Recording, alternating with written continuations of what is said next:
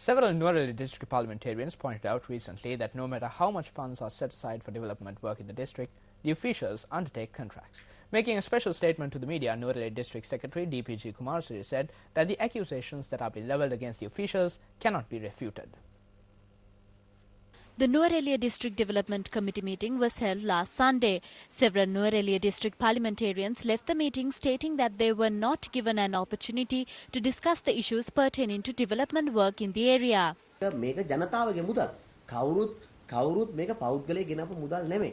This is the people's money. These are not private funds. If this money goes to contractors, we will question about it. We wanted to bring it up before Minister Basil Rajapaksa, so he too will be aware of this. We wanted to reveal the names of everyone behind these so-called contracts. This is very unfair. You cannot develop the economy when there is corruption taking place.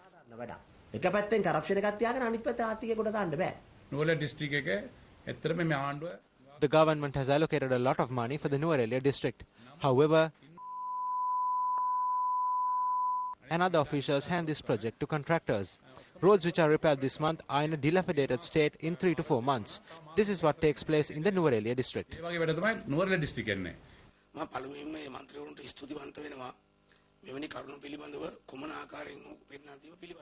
First of all, I would like to thank the members for pointing out such matters. When funds are allocated for development work in this district, when the involvement of the Minister of Economic Development and when the political authority in the districts is drafting proposals, we need to carry out the work in a proper manner.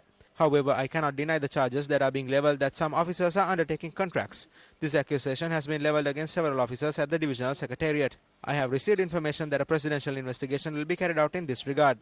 I hope to provide information collected by me and put forward some recommendations as well. The political authority is truly against this. They have informed me about this from time to time. These issues have surfaced as the attempts made by me to take action when I was informed about them have failed.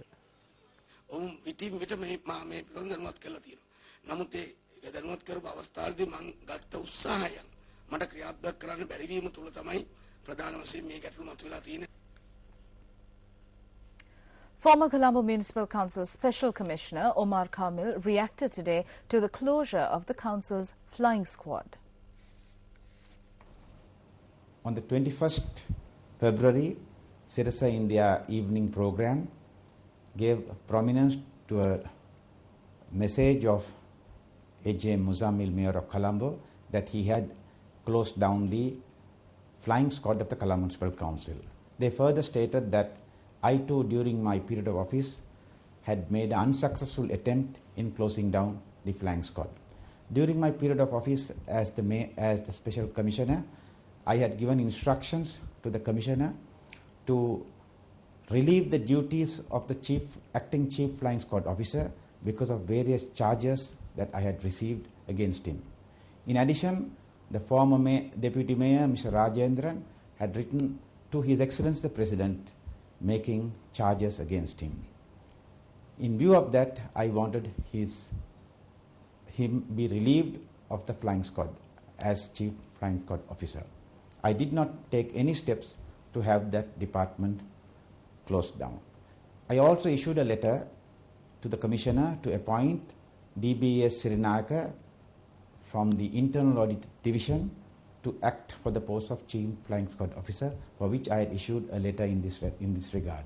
And that letter was highlighted in the Sirasa program as to the letter that I had mentioned about the non-closure of the flying squad.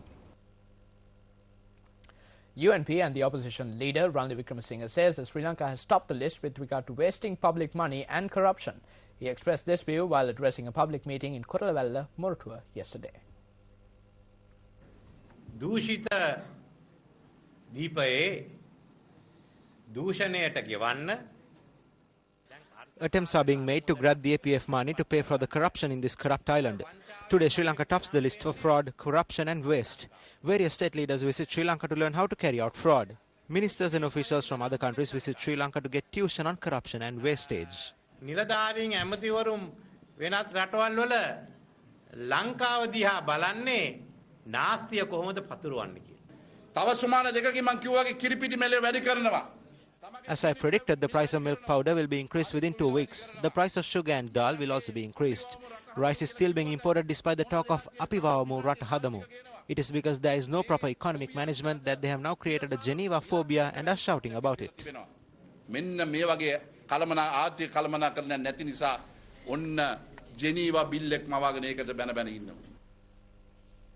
A debate has arisen with regard to Sri Lanka not being a signatory to the Rome Statute. The United National Party claims that as Ranil Wickremesinghe did not sign the statute, no one from Sri Lanka can be produced before international military tribunals. However, retired Chief Justice Sarathan Silva says that it is only the head of state who has the authority to sign such a statute. I respect the former Chief Justice. He is my friend. But I need to remind him that a new government was established in 2002 in which Ranil Wickremesinghe was the Prime Minister. I do not accept the argument that only a head of state can sign such an agreement. I served as the deputy to Minister Lakshman Kadirgamar for 3 years. During Chandrika's term in office, all international agreements were signed by Minister Kadirgamar. If only the head of state can sign such agreements, then how did Minister Lakshman Kadirgamar sign agreements during Chandrika's term in office?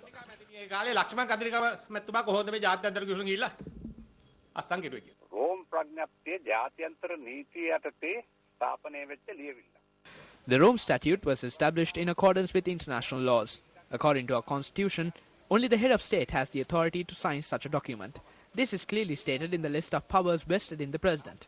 Parliamentarian Kiriyala says that Lakshman Kadirgamar signed agreements. This is done with the consent of the head of state. The head of state never goes to sign agreements. They give someone the responsibility of signing them. The honourable parliamentarian has not realised this difference.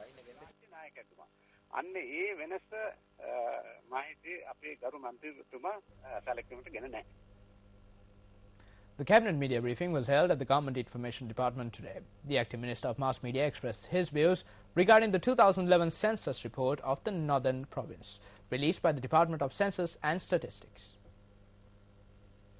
After the conclusion of the war, the government has facilitated the resettlement of 388,517 persons. According to 2011 reports, the population in Jaffna stood at 567,229.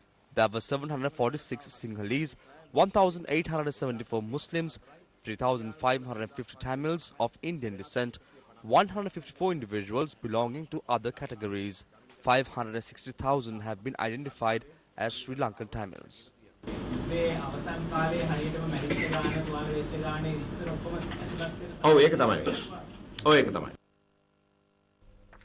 A volatile situation arose at the Maligawatta housing complex this morning.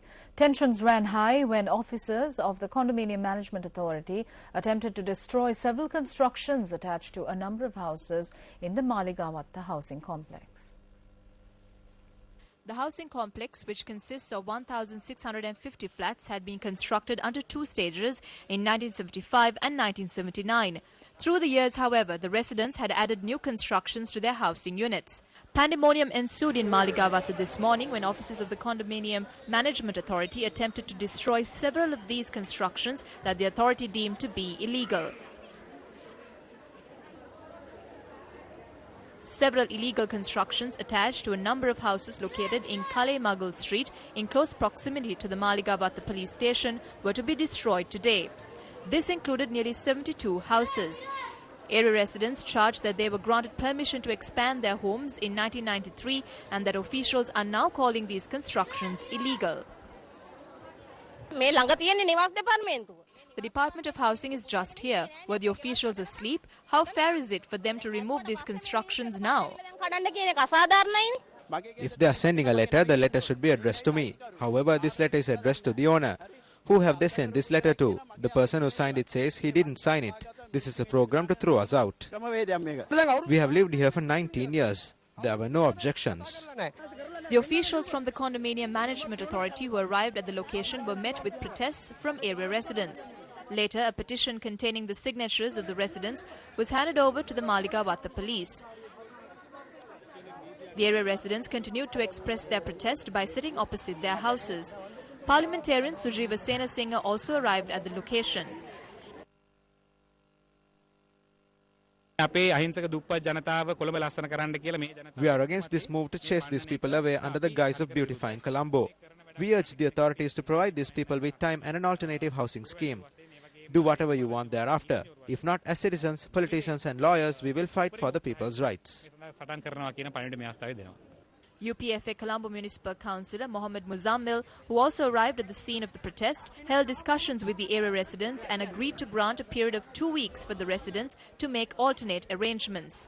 සහාධිපත්‍ය කළමනාකරන අධිකාරිය මගින් මෙහි The condominium management authority and the people had a misunderstanding when the authority had arrived at this location to remove illegal constructions. We spoke to the chairman of the authority and asked him to take whatever steps only after holding discussions with the area residents. However, area residents requested an alternative location if their houses are to be destroyed. However, the Condominium Management Authority, issuing a letter to the residents, stated that any construction which violates the approved building plan and which obstructs public facilities will be considered as illegal obstructions. However, the Condominium Management Authority, issuing a letter to the residents, stated that any construction which violates the approved building plan and which obstructs public facilities will be considered as illegal constructions. While stating that the housing complex cannot be properly maintained owing to such constructions, the letter sent by the authority emphasizes that all such constructions should be removed immediately, and failure to do so would lead to the authority taking measures to remove them. The letter notes that the cost incurred in doing so will also be charged from the residents.